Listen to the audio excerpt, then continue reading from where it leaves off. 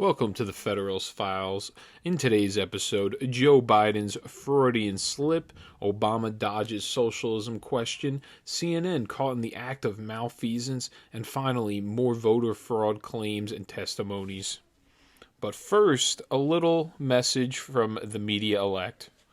Out here. I wear the big boot most of the time, but when coming out here, it's just kind of clumsy. So they gave me this little thing to work. How is your foot, and what happened? What happened was I got out of the shower. I got a dog, and anybody's been around my house knows. Dropped a ball in front of me, and for me to grab the ball, and I'm walking through this little alleyway to get to the bedroom, and I grabbed the ball like this, and he ran, and I was joking, running after him to grab his tail, and what happened was that he slid on a throw rug, and I tripped on the rug he slid on.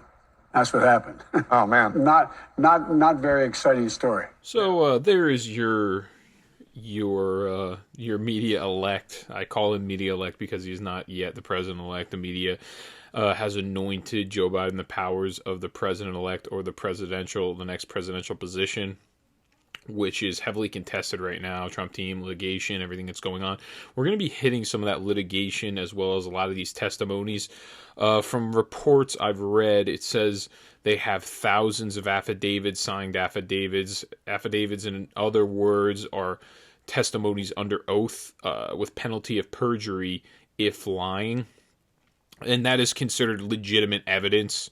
It is admissible in a court system for these media outlets that are coming out saying that these are unsubstantiated claims or there is no voter fraud evidence. They are lying. At this point, they're lying. In the very beginning, they were making the argument was, oh, there's no widespread voter fraud, which they could be right, because then it would be contingent upon the person saying there is widespread voter fraud, that it was going on in every single municipality, which is really, you really can't claim that, 'cause it's not even possible to be able to bring in that much evidence and that much information in order to get that charge. And that's what the media kind of does. They try to manipulate.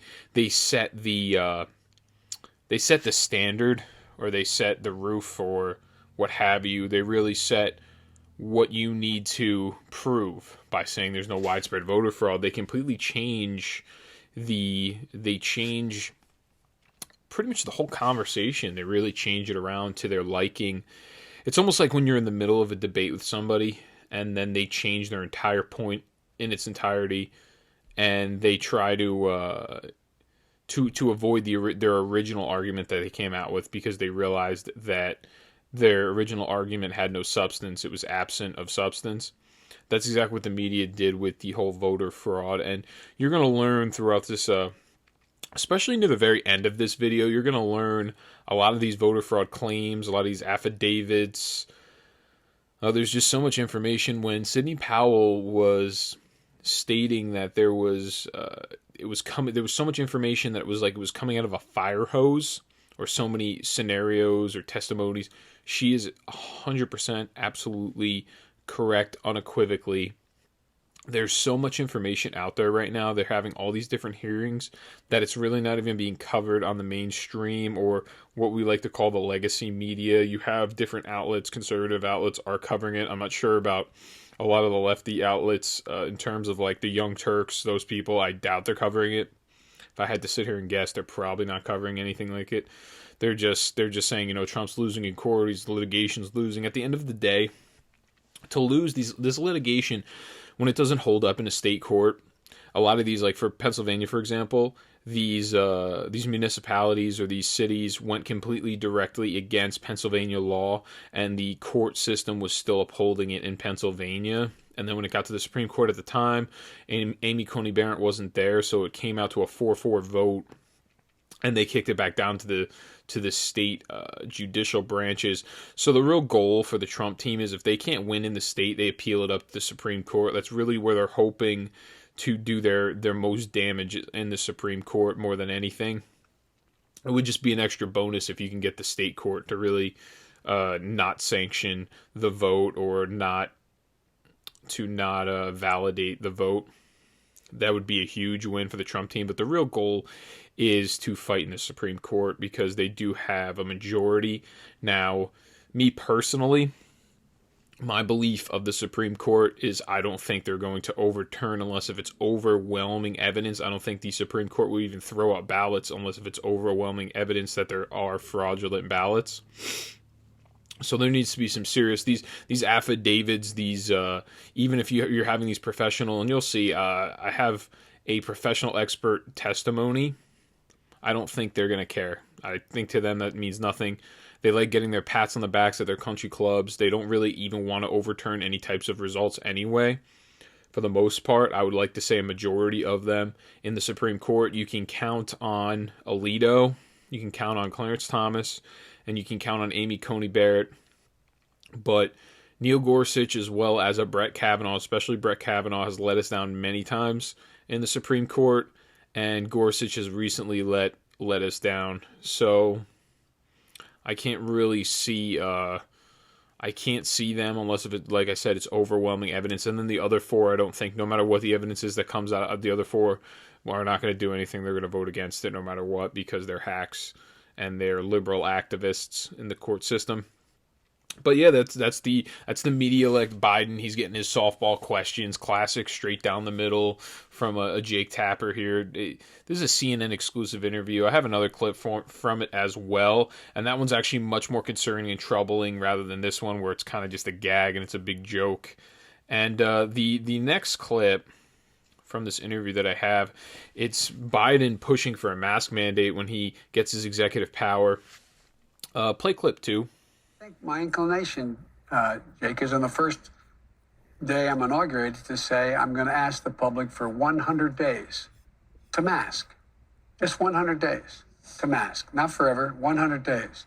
And I think we'll see a significant reduction if we occur that, if that occurs with vaccinations and masking to drive down the numbers considerably. Now, originally we had 15 days to slow the spread. That was supposed to, the reason for that was the 15 days to make sure there's not overcrowding in our hospital or at our medical facilities. Now, this 100-day, now you're going to tell me there's going to be a 100-day mandate through the federal government, and how much longer? If 15 days turned into, at this point, what, 8 months? Yeah, about 8 months, then what is 100 days going to turn into? Is that going to be years? What are we doing now at this point? And to begin with, Biden does not have the power to federally mandate a mask standard, and I think he actually in this interview he acknowledges that, and then he goes on to continue to say, but then I'll meet up with the state governors, and then I'll tell them, you have to do it. And to begin with, state governors also don't have the power to do that. They're just doing it right now. It is not within their power. It is executive orders. There is no law that has been passed, I don't think, in any state across the board, not one in the entire country, any law that has been passed. So, and then if it doesn't work with the state governors, then I'm going to go to the cities. I'm going to go to each individual county and then municipality. And you're not going to do any of that. You don't have enough people. You don't have the supply. You don't have the money. You do not have the reach to do that. These are all things that you just say. Makes you sound better. It's the same thing where he's setting up this COVID task force, just a bunch of government bureaucrats that are getting together, as always, to do the same government swampy things and just kind of hang around and not hang in the distance and act like all these different committees that they have are going to do so much work for the people and make such a huge difference. It's always the same. It's always the same talking points. It's always the same manner, or rather, It's just the same feel all the time when they're talking about anything, folks, and it's just such a bummer. It really is. It bums me out watching these people that people look up to our politicians, that actually look to them for guidance. That's not the way in which it should work. They should look to us for guidance because we're the people and we should be deciding our own fate. We should not allow our fate to be decided by government bureaucrats that are appointed by government elected officials. And the reason that elected officials will appoint government bureaucrats, and when I say bureaucrats, I mean people that are not elected. So they are not actually the choice of the people. They are appointed by the elected official. And the elected official actually likes the idea of a bureaucracy. They like appointing people and having them in charge, because then what happens is when everything crumbles down, it takes the accountability off of the politician. They can point their finger and say, oh, well, it was his idea. It wasn't my idea. It's not on me. It's on him. or it's on her. It's not on me because I appointed them, even though I am the elected official. So they love the idea of that big government bureaucracy. So, that's his mask mandate. That's unconstitutional. That will not happen. I cannot see Senate voting on that. I don't even think if a Senate was in the majority for Democrats, they would vote on a mask mandate federally. I just don't think it could be done. I just don't. It's just because it's unconstitutional, it won't even pass through the Supreme Court. So it shouldn't pass through the Supreme Court. Now, next in this interview, this is the last clip for this interview. It is Biden with a little bit of a Freudian slip. Check this out. When we disagree, it'll be just like, so far it's been just like when Barack and I did. It's in private. She'll say, I think we should do A, B, C, or D. And I'll say, I like A, don't like B and C. Mm-hmm. And it's go, okay. Like I told Barack, if I reach something where there's a fundamental disagreement we have based on a moral principle, I'll develop some disease and say I have to resign. Folks, this is something that you're not going to get in the mainstream media. They're not going to cover this the way in which I am going to. That was a Freudian slip by Biden. When Nancy Pelosi a couple months ago was referring to Trump, she was referring, we're going to talk about the 25th Amendment tomorrow. The big thing that came out was maybe she's talking about Joe Biden. She wants to see actual legality in the system in which they would need to do a 25th Amendment. 25th Amendment is when the president is considered, psychologically unwell, or they can no longer carry out their duties. They're not in the physical or mental capacity to carry out the duty of the presidency. And what ends up happening is it's either one of two things. You have the cabinet votes, or a special counsel is appointed by the House of Representatives. I'm pretty sure it's the House of Reps. And then once that it's almost like impeachment. Actually, in a lot of ways, I think the stakes are actually higher, as in it's more difficult than impeachment. I think that the special counsel has to push it through in the House of Representatives, whoever they appoint to be the special counsel, and then after that, the Senate has to vote on it, and then I think state legislators as well. I may be incorrect with that, but I'm not 100% sure. But what he's alluding to really is he's saying, I'll make something up about how I can no longer carry out my duties, and then I'll leave. And this is him talking about how his relationship worked behind the scenes with Kamala Harris. How's it working? How is it going to work? And then he was like, it's going to be the same as when it was me and Barack Obama. It was the same way. We'll do it the same way. And if we disagree on something, if it's a character flaw, then I'll just make something up about me being sick and I'll leave. He was saying the silent part out loud.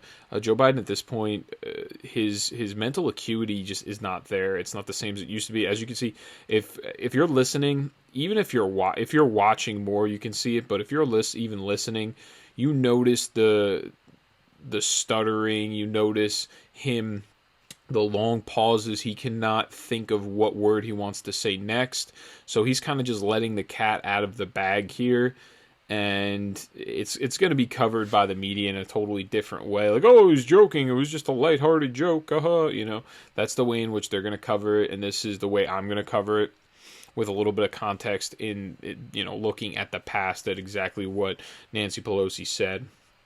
So next, what I have here for everyone is it's going to be Obama on, if anyone's familiar with Good Luck America, I think the guy's name's Peter Hamby. I don't know if he's the producer or if he is just the host of the show. I'm guessing he's both. He's probably the executive producer and the host. He's a big-time lib. He tries to make it like he's in the middle. If anybody's ever seen him on Snapchat, he's kind of infamous there. He's always bringing on certain politicians to ask some questions. I think he brought on Matt Gaetz. He brought on Lindsey Graham once, but usually it's always libs. And if you notice just the groveling to begin with, you'll see in the video. But he asks Obama a question about the Democratic Party and what they're going to do to push capitalism and make them look much more pro-business and pro-free market rather than the socialist stick that they get from the Republican Party. So check out this clip here. Economic difficulty, you've got two wars, there's racism all around us. Socialism is cool, Bernie, AOC, they're cool. The Democratic Party isn't really cool. What's the message, what's the pro-capitalist message, frankly, that Democrats can offer to young people? Socialism is still a loaded term for a lot of folks. Once again, instead of talking labels and ideology, we should focus on talking about getting certain things done. Joe Biden and Bernie Sanders both agree about raising the minimum wage. Nobody really cares about the label. They care that that is something that is important to a lot of young people and a lot of older people alike. Joe Biden and AOC think we should do something about climate change. What are the concrete steps that we can actually take to get that done? My advice for the Democratic Party is telling a story. Like telling a story. So what he's referring to, this is something that Democrats like because people resonate much more with anecdotals or with stories more than anything. So if you give a really, really sad sob story about how somebody with pre-existing conditions was not covered under Obamacare, now everybody should think that we need a pre-existing condition mandate, thus raising everyone else's health insurance just for the amount of people that were ever under Obamacare under the pre-existing mandate and applied for it. It was 100,000. That was at its peak. 100,000 people were enrolled in that program. So pretty much we should overthrow our entire healthcare, our private healthcare program to get a universal federal program for 100,000 people with pre-existing conditions.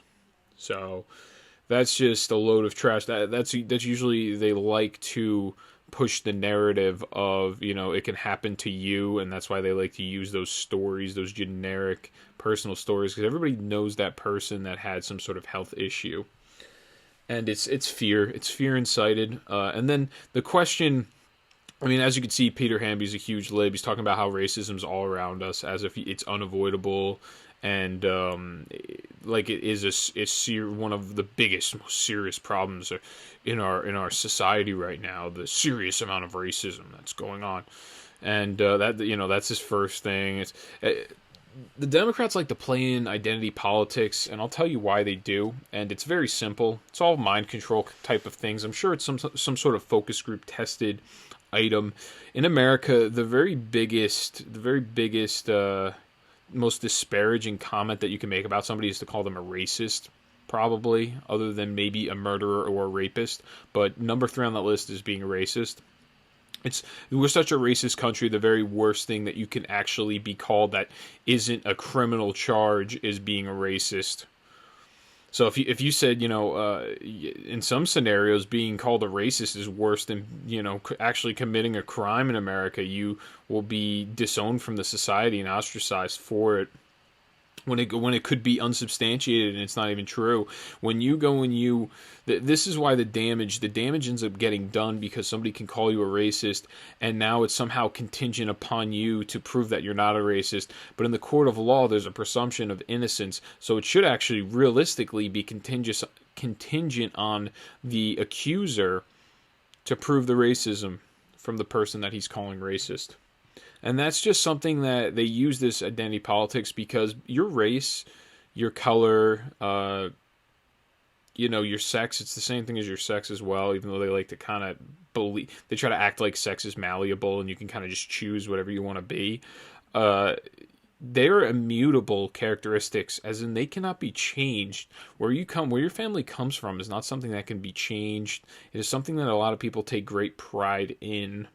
So when they call someone racist, this person doesn't like this, you're not going to go and vote for that person when they're a racist. And that's why they throw racism out there so many times. And it's just to win votes. Everything is always for political expediency. It's another way to control the people, get them on their side, because they cannot run on policies. You just heard Obama. He just said, we're not going to talk about socialism because it's too stigmatized of a word.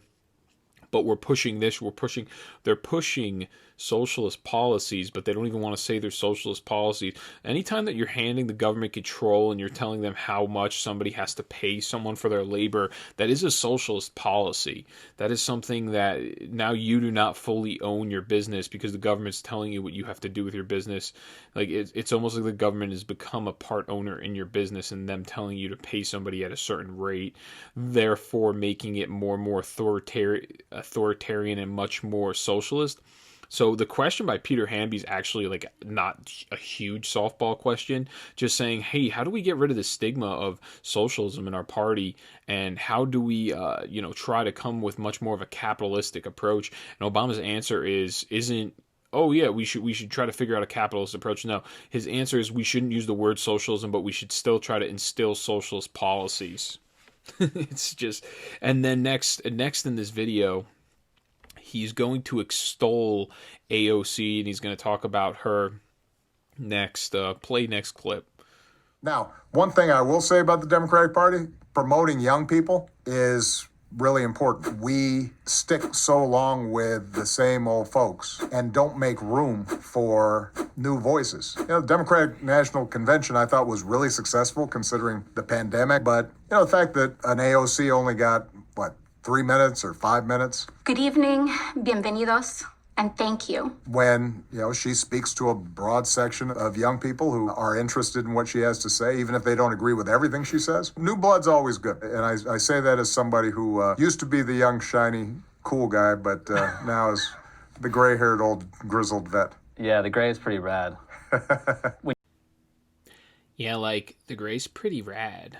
And that's Peter Hamby. That's the groveling, genuflecting, as in hailing down, getting on his hands and knees for the golden calf, Barack Obama. That's the kind of softball questions that you get. So it's funny, after just mentioning socialism and the stigma behind it, then he goes on to cite an AOC. And AOC for the right is actually, she's a great thing for the right. You would hope she gets more and more mainstream. She might be running in this next. I think she's going to be old enough in this next election, the 2024. She could actually run for president if she really wanted to. I wouldn't be surprised to see her on a ticket. I wouldn't be surprised to see her in a nomination. And it's good, it really shows how far the left is, and she's a representation of it. And that age of people, that millennial age, which I am. I fall within the millennials. I'm a little bit younger than she is by a couple years. And she really shows the mentality of those people. Like today, she's having a fight right now with Dan Crenshaw on Twitter. She's going back and forth with him, saying, all these Republicans have never worked a double before in their lives. All these, this and that and the other thing. It's like, you have no idea what Republican voters... That's the problem between the Democrat and the Republican Party, which... I've noticed it's such a strong difference. It's the Republican Party, or just conservatives in general. We think that the opposing side just has really bad ideas. They think that we're just really, really bad people that happen to have ideas with it because they call us racist. They do all these things to try to delegitimize us and vilify our opinions. And this really reflects it, because you're looking at... She's going back and forth with a guy that served in the United States Navy. I think he was a SEAL. I'm pretty sure it was a Navy SEAL, Dan Crenshaw. And an IED blew up in his face, and I think that's how he lost his eye. He only has one eye. The guy walks around with an eye patch. It's pretty badass. And she's going back and forth saying, Republicans have never worked, double shift before and all this stuff. Like, you have no idea what conservatives around the country have done. A lot of them are truck drivers. They work crazy hours, insane schedules. Don't diminish everyone else's work because you were a bartender in New York and you had to work a double shift every once in a while. Everybody has to work, or most people have to work. I just don't understand. And that's something that, even if President Trump, if you notice a lot of things when he goes up and gives speeches, he never wrecks the Democrat voter. The only people he ever wrecks that are Democrat voters are Antifa and BLM or criminals. But he never, ever, ever, I don't think you can find a clip out there where he wrecks the average, regular Democrat voter. He'll go after the politicians. They're fair game to him. He will trash them all day. But then there's times where he'll say, oh, they're good people on both sides. He makes all those comments where he actually doesn't take a position on the voters. He doesn't disparage voters. He's not derisive. He doesn't make derisive comments towards the voting class of the Democrat Party, which I thought I think it is a stark comparison.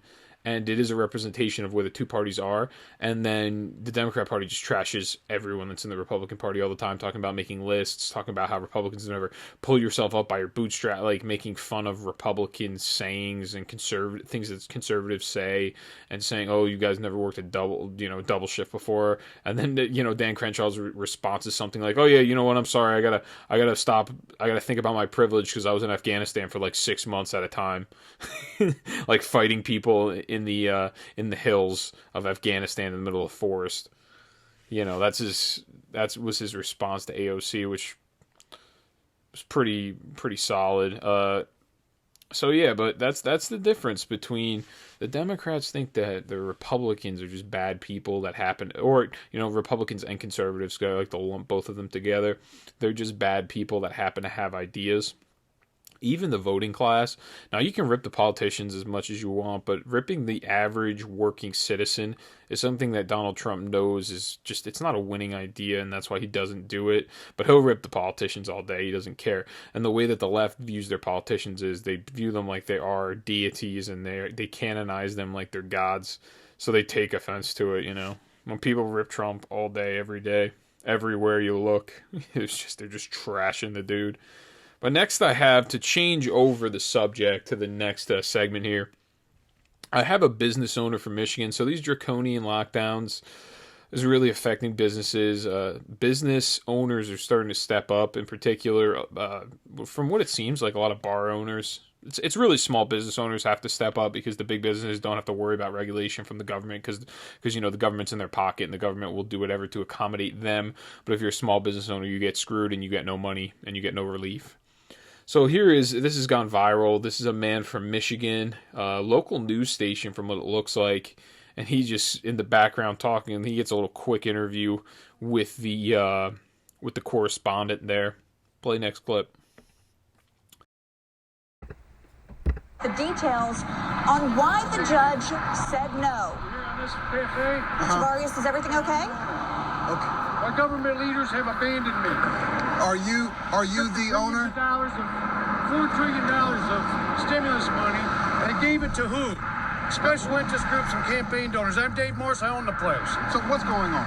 What's going on? You know what's going on. Tell me. You tell me. Hey, we got a government that has taken the stimulus money. They gave it to special campaign donors. They gave it to special interests. They abandoned me, and they have put me in a position where I have to fight back. Okay? So do you feel that this is the right thing to do? Absolutely. I feel everybody needs to stand up.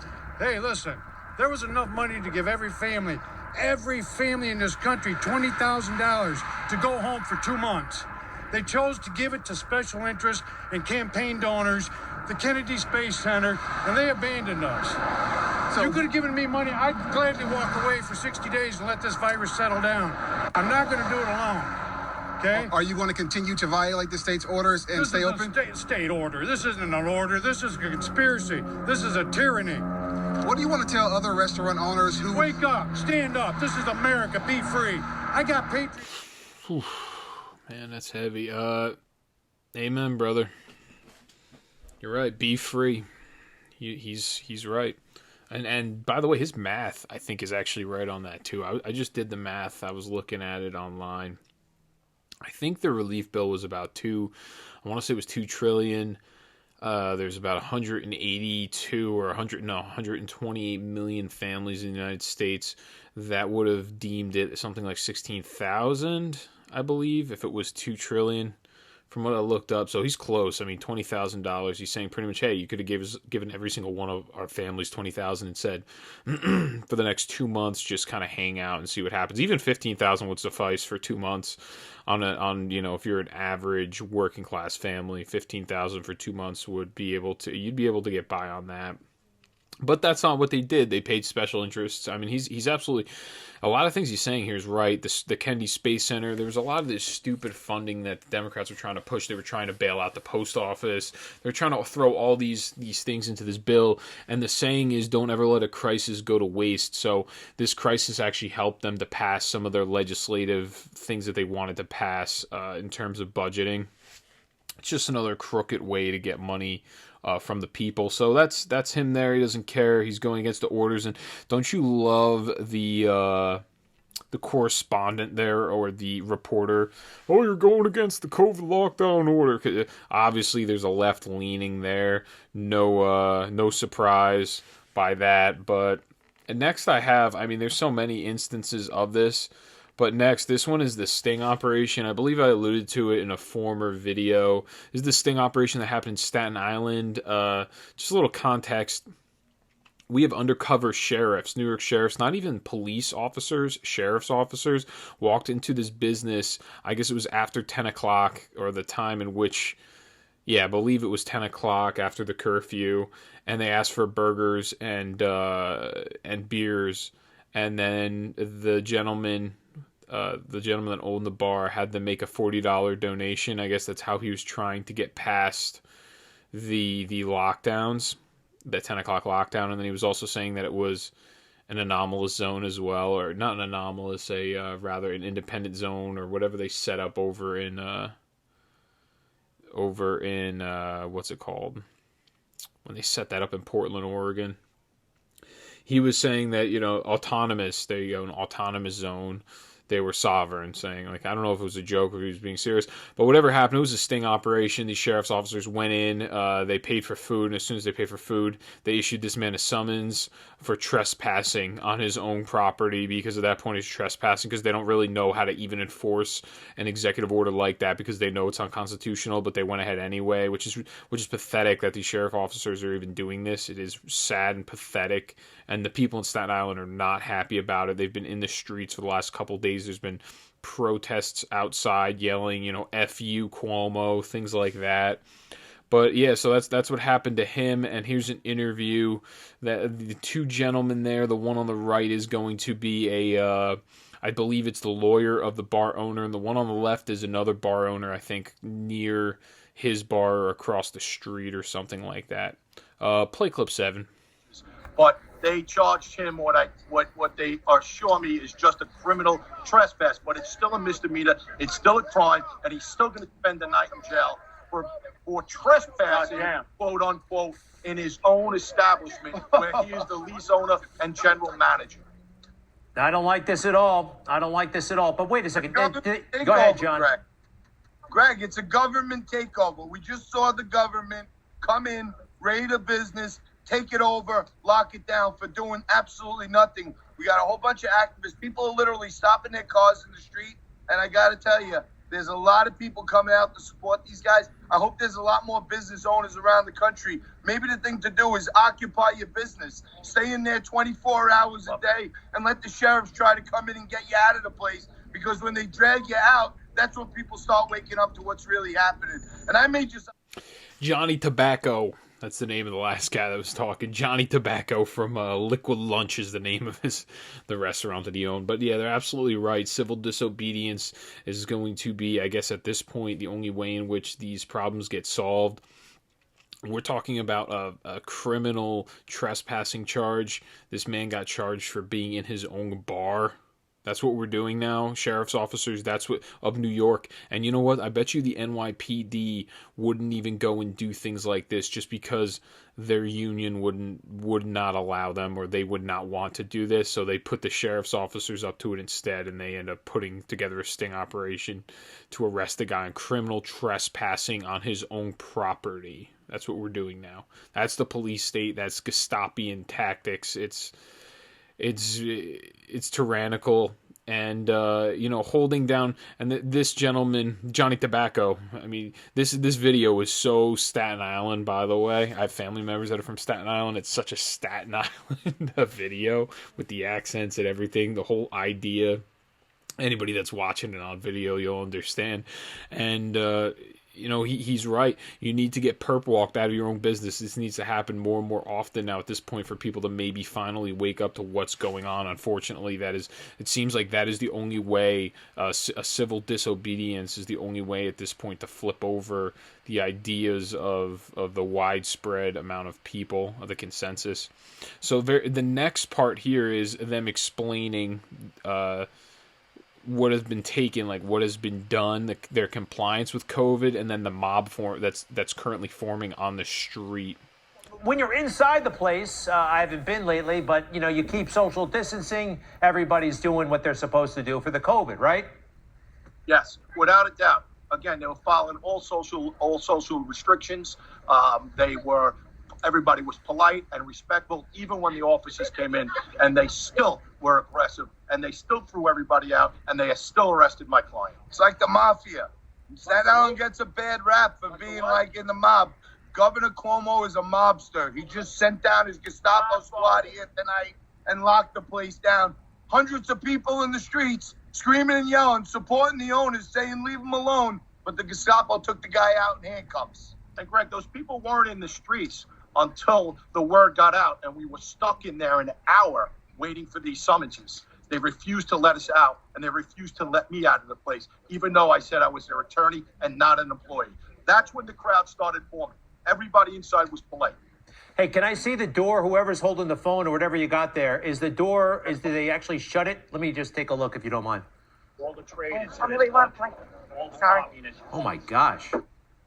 They're guarding the front of that's a bar that they're guarding? Could you imagine you need 40 cops in the streets of Staten Island to lock up one restaurant owner for giving away free beer? For giving away free beer. So that's Johnny Tobacco. Most of the big hits are coming from him. He has a lot of words of wisdom, but he is right. For those of you listening on podcasts, they have about, from what it looks like 7 to 8 guys just standing in front of the door of this establishment alone. And then he said something like 40 guys in the street just to shut down this one bar. And this is something that was created. These issues that are now arising, and all of these law enforcement officers that have to be there now this problem was created because of their actions, and as well as the actions of the governor or whoever assigned this order to be carried out. This is all created by themselves. This is a problem that has been created by themselves. It's just the people responding and reacting to the tyrannical acts that have taken place.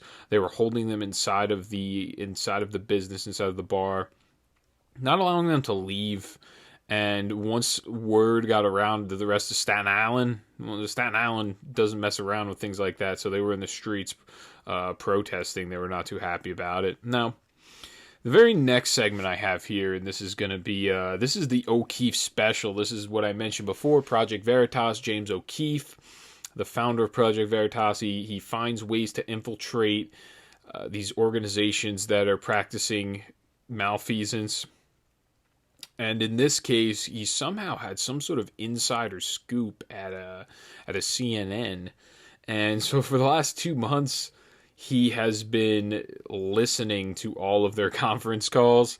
So he just announces it here. This is the introduction. There's going to be a couple videos. He's going to be releasing them, I think, up until like December. I think he said something like it's going to be a one of those calendars for Christmas. Up until Christmas, he's these advent calendars. He's going to be releasing different clips or different sound bites of what they're saying. And what they're saying is it confirms a lot of the things that I've recently said about CNN.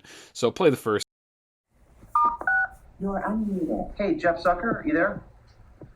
Hey, this is James O'Keefe. We've been listening to your CNN calls for basically 2 months, recording everything. Just wanted to ask you some questions if you have a minute. Do you still feel you're the most trusted name in news? Because I have to say, from what I've been hearing on these phone calls, I don't know about that. I mean, we got a lot of recordings that indicate you're not really that independent of a journalist. Okay. Thank you for your comments. So everybody, in light of that, I think what we'll do is we'll set up a new system. On that one, Zucker's filling up his diaper. He doesn't know what to do. James O'Keefe's like tormenting these people. These last couple of days, he's been releasing so many clips and footage. I'm going to have in the description below. I'll have some of these videos, but in particular, the James O'Keefe videos, there's so many of them that have come out. So I'm going to put it up the website, and that one website has actually all, I think, that have come out so far. There's going to be more. Now, the next one that he puts up is, let's see. The next one that I have is the Zucker which is, that's like the CEO, the owner of CNN, pretty much the guy that runs everything from behind. It seems like he actually has a very high impact on what goes on the network, because he tells people pretty much what to report on. So first is him telling his employees to make sure negative stories stick to Donald Trump and not to go off of what Twitter thinks, and most importantly, don't cover the Hunter Biden child pornography allegations. Play clip 6. We show it or talk about it, we're actually giving it some air. Each of these so-called scandals for Trump, each of these things, we should just once again be careful to say that this is the one that is going to undo him with his voters. We always think that, but we need to make sure we have a sense of what's going on out in the country and not just listen to Twitter. With regard to the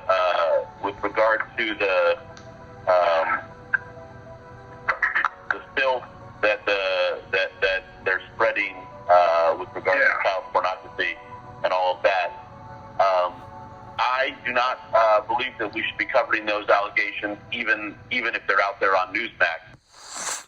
The most trusted name in news. There you go. That is CNN. You have Zucker is actually the president.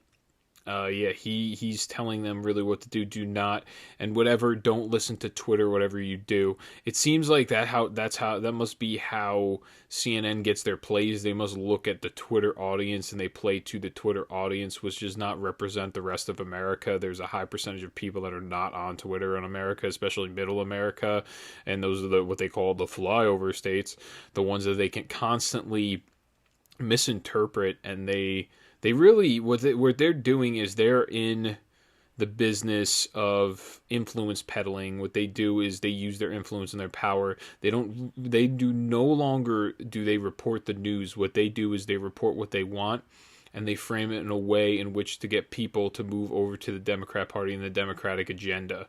And you'll see, I have more video here where it'll just further prove my point. And then the allegations against Hunter Biden, whatever you think of them, you're not even going to mention them on your network. So you didn't see any of it. It was a suppression not only by CNN, but it was also a suppression by the mainstream these social media platforms. You weren't really allowed to say it without disclaimers being on any of your posts. So next, what I have here is I'm not aware of what her position is in the company. It's a senior vice president talking about Cuban voters in Florida. Play clip 3. Senior Vice President of CNN, Cynthia Hudson, recorded on Jeff Zucker's 9 a.m. telephone call, CNN, the reason the Cubans voted for Trump is because they're attracted to bullies. Check this out. Trump has used the communism, socialism, rhetoric as part of his hook for the Cubans in Miami, how that has resonated and how the Biden team has not done enough to counter that. This is all that the only reason they are supporting Trump is because of that narrative. And that narrative and the fact that, sadly, I have to say, there's a population that is very attracted to bullies, and no one is countering it properly in Florida. The Cubans are going to vote for Trump, and that's terrifying. And so I think that there is a way to counter the narrative in Florida that is not being taken advantage of.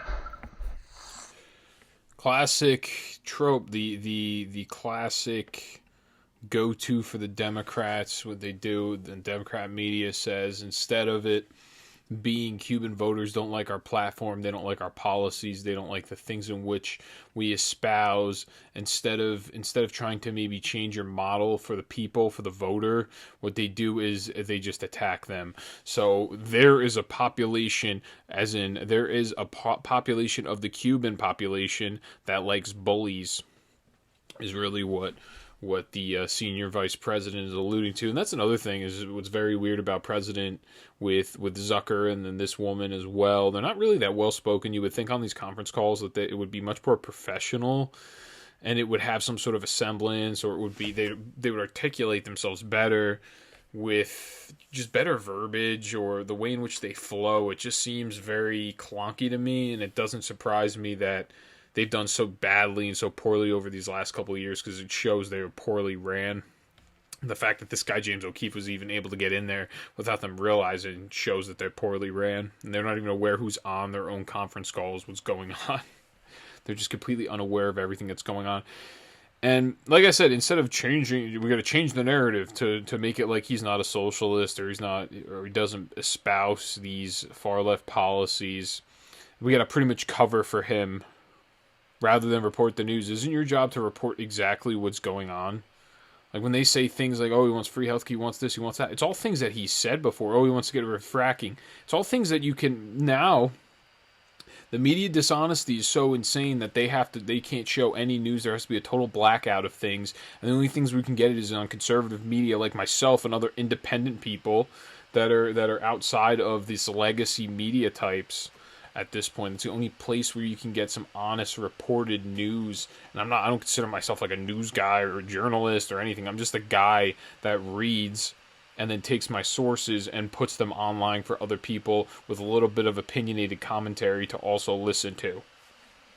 It's ridiculous that they just want to shut down everything that's opposed to their ideology or their ideas. That's what they're doing, and they don't want anybody to know the truth, and they want to change the narrative instead of, how about you change your candidate? How about you guys change your policies maybe that you're trying to push? Maybe you'll gain more voters that way. And now in the day of the internet, when everything's out there, when he says he's going to get rid of fracking, bingo! That's what he says. Oh no, that's the guns. Bingo! We're going to take your AR-15. And he's like, there's going to be no fracking, absolutely none. We'll work it out. That's what he says. We'll work it out. I mean, come on. This is ridiculous.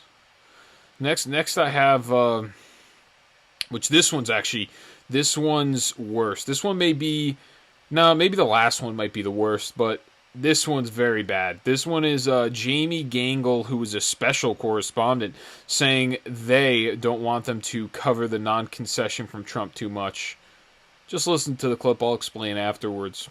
People this morning. I just want to underscore something that Michael said earlier about the transition and Trump, because I've been talking to a lot of people this morning on both sides, and I just keep hearing the same thing, both from Republicans who have not come out to congratulate Biden, but also to those who have in the Democrats. And that is that we have to be, news organizations have to be very careful and very responsible about not giving Trump too much of a platform on his not conceding, because they feel the transition can go forward.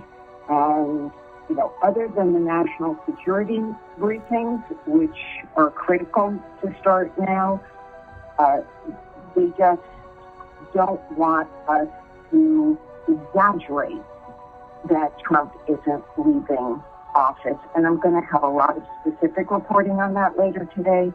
But just big picture, wanted to underscore what Michael had said. Yep, agreed. This insinuates some really swampy activity, because not only when Jamie Gangle, to begin with, I love how it's a special correspondent. So now when she goes back and she states they, and she's talking about Democrats, she's also talking about Republicans briefly. Sounds establishment swampy to me. It sounds very, very swampy. But this is what I've said before in previous episodes. It's almost like the left gets the leftist media gets their marching orders from the DNC, which is something that I said, and it looks like they do. These politicians on both the Republican and the Democrat side, mostly the Democrat side, is telling them not to play up the fact that Trump is not conceding the election. And this was only November 9th. This is like directly after the Associated Press came out with anointing Joe Biden the media-elect president of the United States. And this is right after that, and they're coming out with, don't make a big deal about him not conceding, because you don't want to give him the platform. Because if you continue to say, he hasn't conceded, then some people might actually look into it. Why is it that he hasn't conceded yet? This doesn't make any sense. What is going on that he's holding on And now he's pushing a litigation in court. People might actually look it up and look what's going on and try to figure it out. And they don't want that. They want, if to them, no media is good media. No press is good press for them. And it's sad because they're supposed to be the free press. They are supposed to inform the people. And it is a dereliction of their duty to the people in their position that they are not educating anyone or informing anyone of what is going on, that other people have to go out and do it. The fact that I even have a platform, the fact that anybody even tunes in to what I'm saying and what I'm talking about and the videos that I'm playing just goes to show that they're not picking up the slack in that regard.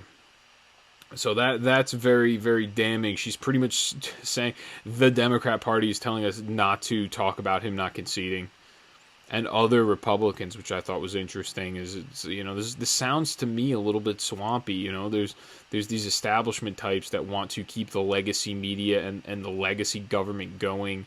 They want their little in crowd that they have. They want to get paid off by special interest groups. They want to get paid off by lobbyists. And Trump shut a lot of that stuff down. And that's why they don't like him. That's why the establishment is against him.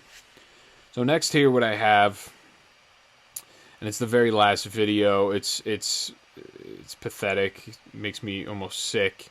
And it's how they devised how it's a national security threat not to have Trump concede, essentially. And you'll understand. I'll break it down after. Play clip 10. The 9/11 report talks about one of the problems was that the trouble that was brewing got lost during the transition. So if you want a good concrete example of what happens when you don't have a good transition, go look at the Twin Towers.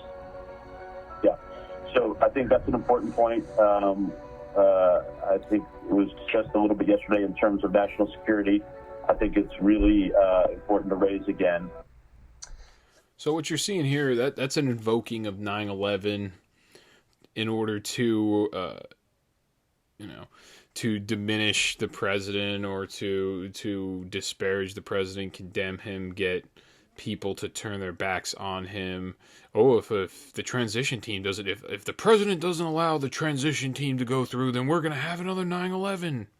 They always go to the most extreme example.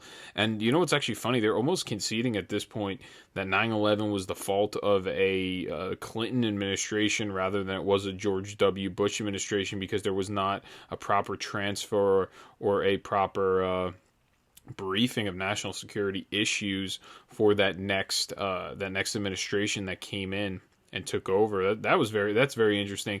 But you see Stephanie Becker saying this to Jeff, and at the very end, if you're somebody that's listening and not watching, it's Stephanie Becker and then Jeff Zucker at the end. Yeah, I think so. It's an important point. It was a little bit yesterday in terms of the national security. I think it's really important to raise again. It's very interesting the way in which these conferences calls go. It's almost like he has complete reign over everything, Jeff Zucker, and he kind of pushes it in what direction he wants them to speak and what things they can and can't talk about, which is not media, that is not reporting. When you are a reporter, you're supposed to just report the facts and the truth. That's the point. If you want to do your editorializing, at least still bring up the facts and the truth. And here they're suppressing the facts and the truth, and then they're kind of contriving their own narrative in order to get Trump. And they've had a Trump derangement. They've had the Trump derangement syndrome for the last 4 years, and they have made Trump rise to prominence. And if Trump is not the president, after everything's said and done, and it ends up being media-elect Biden, they will have to go to business. They have nothing else to do. What are they going to do? Grovel, and they're going to genuflect upon a Joe Biden? Is that what's going to happen the next 4 years? I mean, it's already happening. They're talking about his socks. They're talking about his dog in the White House. It's really weird what's going on with him. It doesn't really make any sense. But yeah, that is our media today. That is CNN, the most honest name in news, or what is it, the best name in news? Who even cares? Because they're nothing. They're meaningless right now. They are the least trusted name in news. The only place where they're playing is in airports where no one's paying attention. Actually, there legitimately probably is nobody in airports right now, so they're just playing with no one watching at all. So next I have my next segment, which is, man, I'm going to be covering all the voter fraud claims, and it's going to be the very last segment. So next is the Georgia tabulating video, and this is something that's come out in recent days, and this one may be the most damning video of them all if it all turns out to be true. And I'll just let you watch the clip, and then I'll brief you afterwards. At 8 o'clock in the morning, we're going to roll this back and show it to you. There you go.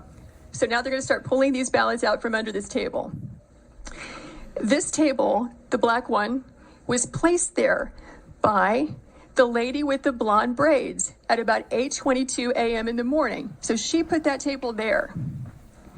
So the same person who's staying behind now, the same person who cleared the place out under the pretense that we're going to stop counting, is the person who put the table there at 8:22 in the morning.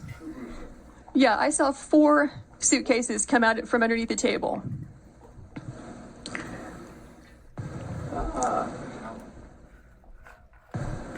Yeah, upper right hand, you see the gentleman in the red. So he just pulled one out.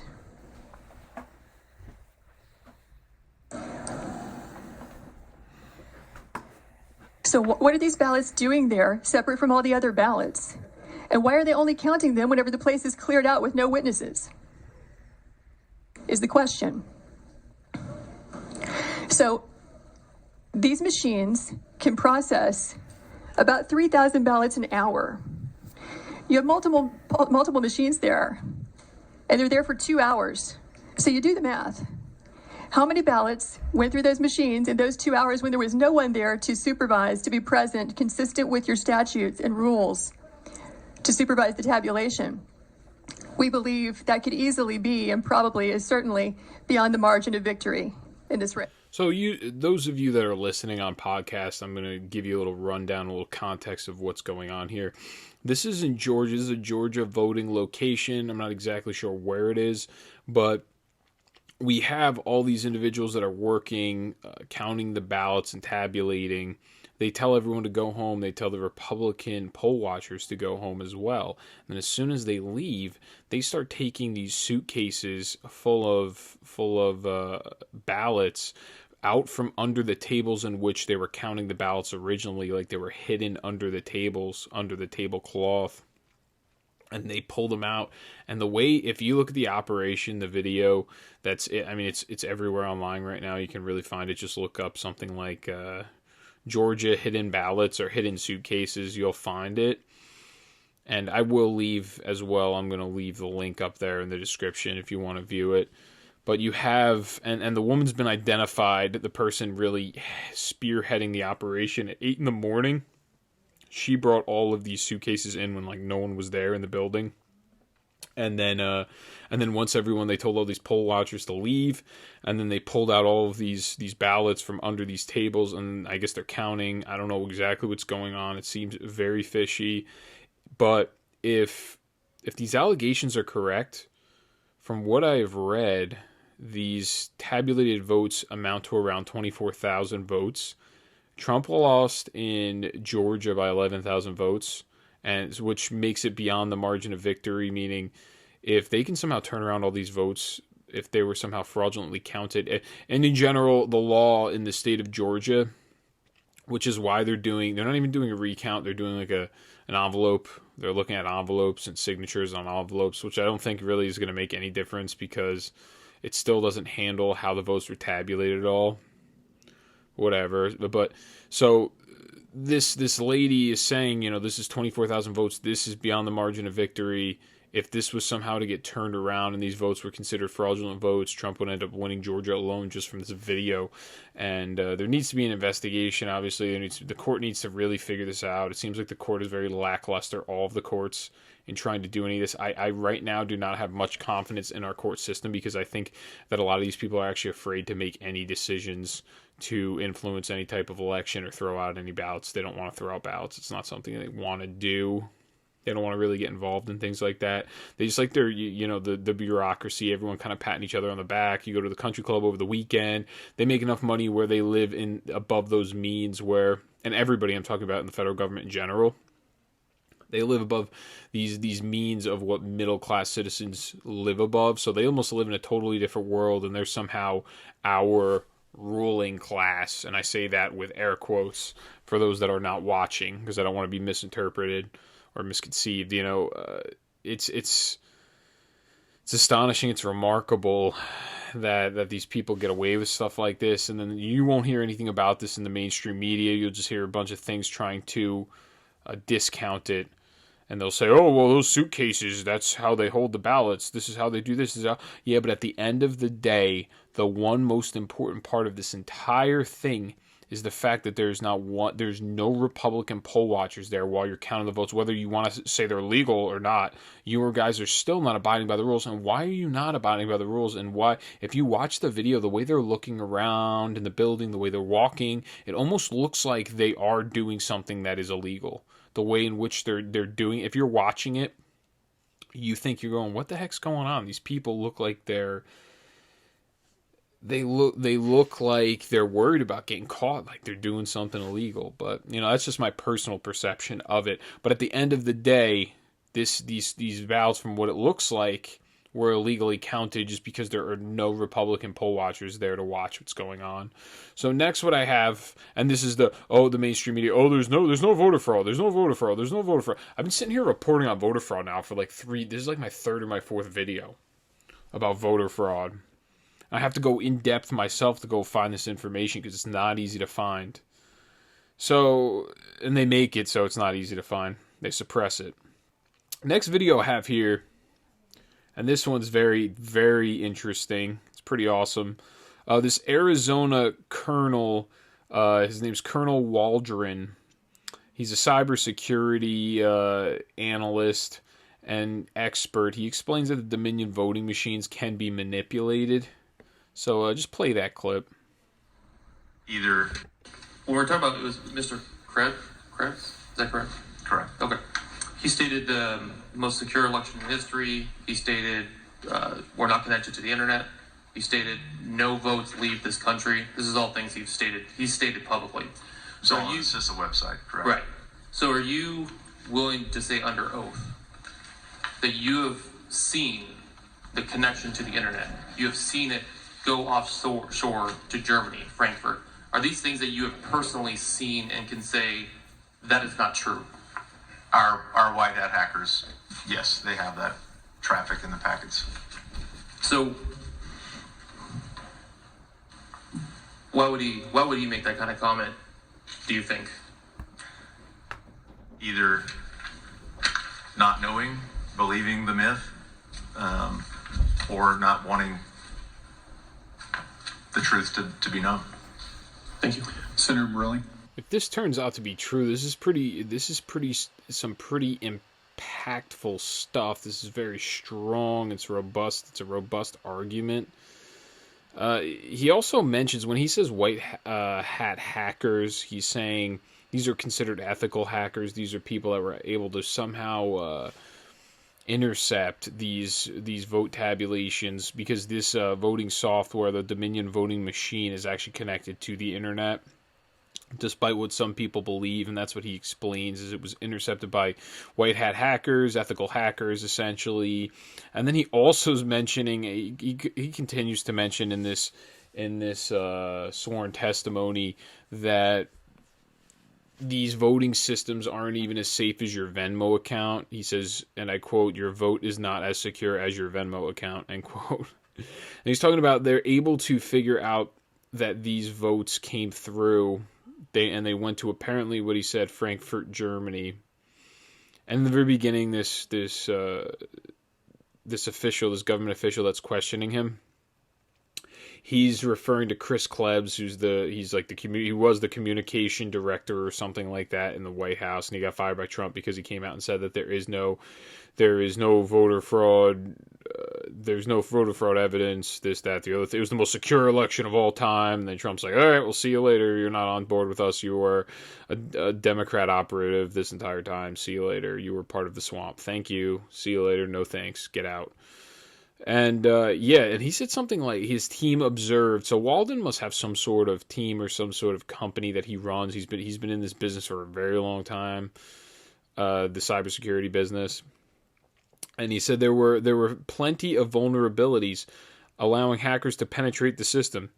He said his team observed packet traffic that went from U.S. to Frankfurt, Germany, but wasn't sure if the traffic was coming from Dominion or another automated voting system. He explained packet traffic are bits of information that are sent over the internet protocol from one point to another. An automated voting system called Sintel is located in Germany. An automated voting system company. So I guess somehow the votes were sent there, be counted. I don't know. This all sounds very confusing. From what I understand, though, and then he went on, he continued to say that there was approximately 35,000 fraud votes added to each Democrat candidate's vote totals, which I thought was very interesting. Because you got to remember, this is an affidavit. If you end up lying about any of this, especially think about this, the way in which the last administration, Obama administration, went after their political foes. Considering this is going to be a third Obama administration, if a Joe Biden were to get in, these people that right now that are all coming out with sworn affidavits, there's thousands of affidavits right now. If they're lying, that's a perjury charge. You do time in a federal prison at this point. And if Joe Biden, they're really putting their entire lives on the line, not their actual physical life, but the lives that they have right now with their families and everything. They're putting it on the line right now to try to fix our republic, to try to fix our system. Because if you have a Joe Biden coming in this next administration, these people are going to be put in prison. That's what's going to happen to them. They're going to go after them like police state tyrants that they are, and they're going to try to put as many of these people as they possibly can in prison just to teach them the lesson and show the rest of us you don't go against the swamp, you don't go against the establishment. So these all these people that are coming out, they are very brave, and I greatly appreciate. We really do owe them a debt of gratitude that they have the intestinal fortitude to come out there. So yeah, this packet traffic or this pocket traffic, whatever it is, I guess his cybersecurity analysts were able to, his ethical hackers were able to find it as it went through. The article here it's called AM Greatness. It's American Greatness. I'll leave it up in the description. It goes further into it. But then he continues talking about these Dominion voting systems where he explains, what does he explain next? That they can be manipulated, which is very interesting, that these can be manipulated. I remember reading about this, and this is the actual video. I tried to do my best to get the best video possible, but I'm hoping, the sound looks like it's good, it's just the video isn't perfectly clear. So I'll play that next clip. Batch file. The voting record is able to be modified, deleted, adjusted by administrators or outside threats, and those are also explained in the user's manual. Operators can assign votes for write-in votes, blank or error ballots in large numbers. So all of these votes, they could get put into a batch file, and then the administrator of that voting or tabulation system can say, okay, there's 8,000 votes in this batch file, or there's 5,000 votes in this batch file, and they can say, well, I think, this batch, we'll just make this go to this candidate. Here, Colonel Phil Waldron, what he's referring to is that an administrator that actually runs the system, as in whatever government bureaucrat is in charge of running that tabulating software on that Dominion machine, actually has administrative power to move votes from one place to another and manipulate the vote. Like I said before, he does also mention in this same testimony that they are connected to the internet, and then he says that the user manual is 1.5 inches thick. So you got to really look through for this stuff. But it seems like he is well informed and multi-versed in his cybersecurity expertise, so he's aware of what's going on with these systems, and he is considered, at this point, testimony by a professional. I think it's like a professional source or something of that matter, or a subject matter expert. I think that's what it's called. It actually holds much more weight than a testimony from just some random person that doesn't have all of the accreditations that this gentleman has here. And if this turns out, if any of these things that I'm reporting on today even turn out to be true, these are all serious problems in our system, and it would be, and this is in Arizona where he's talking, he's referring in particular, I don't even know if he's referring in particular to just Arizona alone, like an isolated incident, or if he's referring to the whole system in general, but it definitely seems like these Dominion voting systems could easily be rife with fraud. And so my very last one that I have here, and please everybody, like, share, subscribe, but make sure you inform your friends about what's going on, and just give them, the link to my podcast. They'll only have to listen really to the last about 30 minutes where I cover this, because this is probably some of the most important stuff. The other stuff's kind of politics. This though is actually getting into the nitty gritty, the stuff that the media really isn't reporting, and almost if you're doing nothing but nonstop watching different media sources, you're really not going to get this information.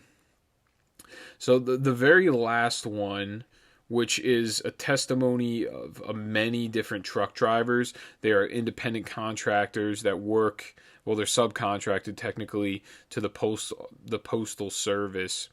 And they were told to drive across state lines with upwards of 288,000 ballots in their truck. So, very last video, play clip 12. So we put together logical conclusions based on the information that we have. Anomalies. What should have happened in Harrisburg? Jesse's trailer is immediately unloaded. It was not unloaded in Harrisburg, even though his trailer contained mail for Harrisburg. Jesse should have been quickly unloaded and able to proceed. Jesse was forced to wait without explanation in a parking lot in the yard of that facility for 6 hours without explanation. Well, perhaps, maybe there was a new person operating as an expediter. Perhaps somebody was sick and somebody forgot. Perhaps.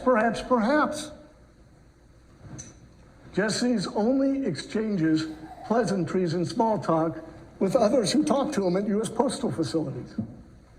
Postal supervisors don't talk to drivers. All of our experts say that. Jesse talked to a postal supervisor. Normally, Jesse receives a ticket that proves he was there. That was refused. Now, that wasn't an accident. That was intentional. That was, no, you receive no ticket. No explanation. Jesse unloads his trailer in Harrisburg before proceeding to Lancaster. Jesse was told to go to Lancaster while carrying the Harrisburg mail. Maybe we've got somebody who doesn't know how the Postal Service works. Maybe we've got somebody who didn't communicate with the postal supervisor who gave that order. Perhaps there are independent explanations for all of these, but you can imagine the odds of all of that happening on the day he carried completed ballots across state line from New York to New Jersey, across the state line of New Jersey to Pennsylvania, where his trailer full of ballots disappeared. Jesse usually leaves his trailer at the dock in Lancaster at the end of his shift and picks it up the next day. It's gone.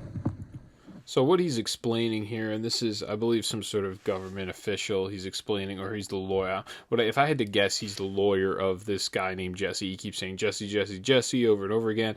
Jesse is the subcontracted driver from what it looks like. It looks like a young kid just sitting there in a suit and tie. He's letting the lawyer speak for them on his behalf. So there's an estimation of 288,000 ballots that are pretty much unaccounted for.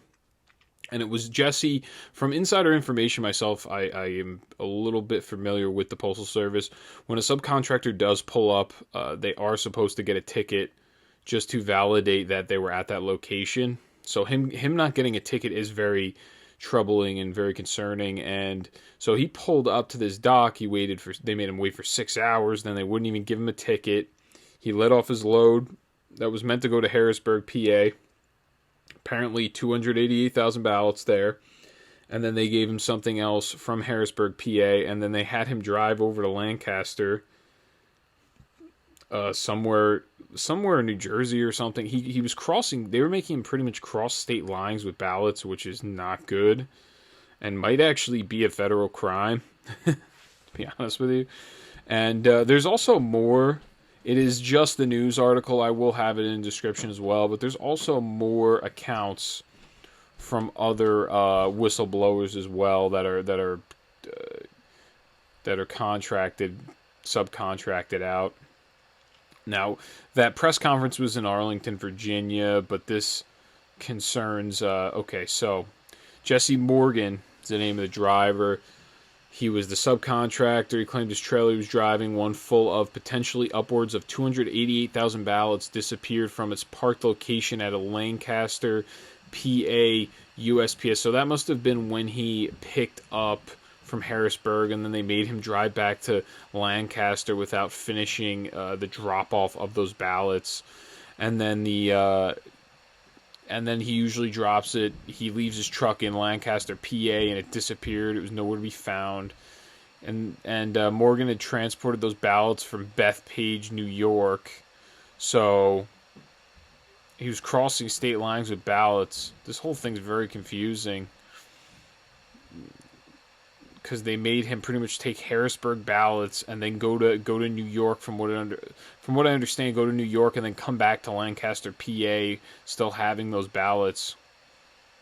Experienced odd behaviors from the USPS personnel, staff, and their behaviors, which postal experts have said in sworn statements grossly deviate from normal procedure and behavior, which is right. Subcontractors don't speak to the supervisors of the facility. There really is no point. Maybe you might BS and mess around or make jokes with the other drivers that are there just because you see them every day. It's almost like seeing somebody in the office. You know, you're just like, hey, what's up? What's going on, man? How's work today? What do you got? What's your plan? What have you? Now, another whistleblower, Nathan Pease of Madison, Wisconsin, himself also a subcontractor for USPS, alleged that he was told the Postal Service was planning to backdate tens of thousands of ballots in the days after the November 3rd election in order to circumvent the ballot submission deadline. And that's in Wisconsin. And a third witness, Gregory Stenstrom, who testified at a Pennsylvania legislature hearing in Gettysburg last week, claimed to have witnessed a Dominion voting system vendor inserting jump drives into voting aggregation machines in Delaware, PA. Election officials also reported commingled various jump drives from aggregation machines, potentially frustrating the ability of auditors to properly certify the election results. So those jump drives that he's talking about, I think it's some sort of a USB device that you plug in and then you could throw ballots into the machine. And doing that, I believe that's the way in which you would manipulate the system. And this evidence, and I don't know who says this, Klein, I guess this is the lawyer here. Yeah. He states, this evidence joins with unlawful conduct by state and local election officials, including accepting millions of dollars of private funds to undermine the integrity of this election. Klein said in the press release, the Amistad Project says it has collected sworn expert testimony alleging that over 300,000 ballots are at issue in Arizona, 548,000 in Michigan, 204,000 in Georgia, and 121,000 in PA. Now, all of that would overturn the election. I think those are all above the difference in votes between Biden and Trump in those specific states. And that's the director, Phil Klein, of the Amistad Project. It's really outrageous. It really is. So that is going to conclude this one. Just trying to update you guys, give you as much information as I can about these issues here. Please like, share, subscribe, share this with your friends. Maybe just tell them, hey, listen, at least watch listen to the last 30 minutes of this video. It's very compelling. It'll show you a different narrative to what the mainstream isn't telling everybody, or is telling. Oh, they're unsubstantiated claims. They're unsubstantiated claims in the middle of the court system going on. They're unsubstantiated claims before anything is said and done. So, yeah, that'll conclude this one. Please like, share, subscribe. Make sure you drop the mic on people. Let them know about the podcast. I greatly appreciate everyone tuning in. I will see everybody on Monday. Thank you.